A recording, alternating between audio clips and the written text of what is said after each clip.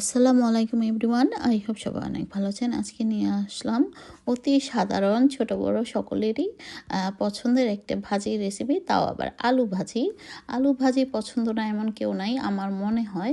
তারপরও অনেকে আছে খায় না, তারপরও আমাদের কাছে ভালোই লাগে মাঝে মাঝে আলু ভাজি দিয়ে ভাত খেতে, অথবা রুটি পরোটা তো খাওয়াই যায়। তো আমরা আজকে ঠিক করেছি আজকে আলু ভাজা দিয়ে ভাত খাবো। তো সেজন্য মানে আলু কেটে নিলাম কুচি কুচি করে, আর এখানে বেশ কিছু কড়াইতে সামান্য পরিমাণে তেল দিয়ে দিলাম অনেকখানি পেঁয়াজ কুচি। আর পেঁয়াজ কুচির পরিমাণটা বেশি দিলে না যে কোনো ভাজিতেই দেখবেন খুবই মজা হয়। তো সামান্য একটু হলুদ গুঁড়ো দিয়ে দিলাম কেটে রাখা ধুয়ে রাখা সে আলু কুচিগুলো। তো আমি এভাবে করে কেটেছি, আপনাদের পছন্দ অনুযায়ী কেটে নেবেন। অনেকে একদম শুকনা ভাজা ভাজা করে খায়, আমি আবার একটু নরম টাইপের খেতেই পছন্দ করি, বেশিরভাগ এভাবেই করি, আমার কাছে এটাই ভালো লাগে বেশি। তো যাই হোক, সঙ্গে লবণ এবং দিয়ে দিলাম ধনে পাতা, কাঁচামরিচ আর পানি অল্প দিয়েছি যাতে খুব তাড়াতাড়ি সিদ্ধটা হয়ে যায় এবং নিচে না লেগে যায়। আর চুলার আঁচটা একদম কমিয়ে রেখেছি।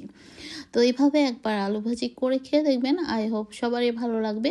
এটার ফ্লেভারটাও অন্যরকম আসে। আর পেঁয়াজটা একটু ভাজা ভাজা করে দিলে দেখা যায় পেঁয়াজের যে আলাদা একটা ঘ্রাণ, সেটার কারণে আরও সুস্বাদু হয় আলু ভাজার। মানে ফ্লেভার সব মিলিয়ে ধনেপাতা সমস্ত কিছু মিলিয়ে আসলে যে সুন্দর একটা ফ্লেভার বের হয় আলু ভাজার, আমার তো মনে হয় তখনই খেয়ে ফেলি, এরকম আর কি অবস্থা। তো আমার হাজব্যান্ডের আবার আলু ভাজা খুব পছন্দ, সেটা হোক এভাবে আর হোক একদম ভাজা ভাজা। তো যেভাবেই দেই না কেন সেভাবেই তার পছন্দ। তো যাই হোক, আলু ভাজাটা হতে আর বেশিক্ষণ সময় লাগবে না। আমি চুলার আঁচটা একদম কমিয়ে নিয়েছি, আর খুবই কম নাড়তে হবে, কারণ এই পর্যায়ে আলুটা ভেঙে যাওয়ার সম্ভাবনা আছে। তো সেজন্য আমি 2 বা 3 বার নাড়া দিয়েছি, আর ধনেপাতাটা অ্যাড করেছি, কারণ ধনেপাতার ফ্লেভার আমার খুব পছন্দের।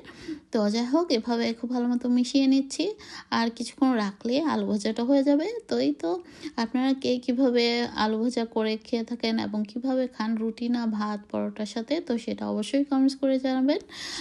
কমেন্টস করলে আসলে আপনাদের কমেন্টসের অপেক্ষায় থাকি। অনেকে আছেন লাইকও দেন না, কমেন্টসও করেন না, আবার অনেকে আছে সাবস্ক্রাইব দিয়ে আবার উঠিয়ে দেন, হয়তো মিস্টেকলি হতে পারে।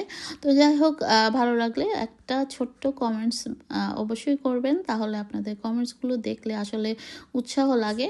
তো ভাত দিয়ে খেতে বসে গেলাম। তো আজ পর্যন্ত, আল্লাহ হাফেজ, থ্যাংক ইউ ফর ওয়াচিং।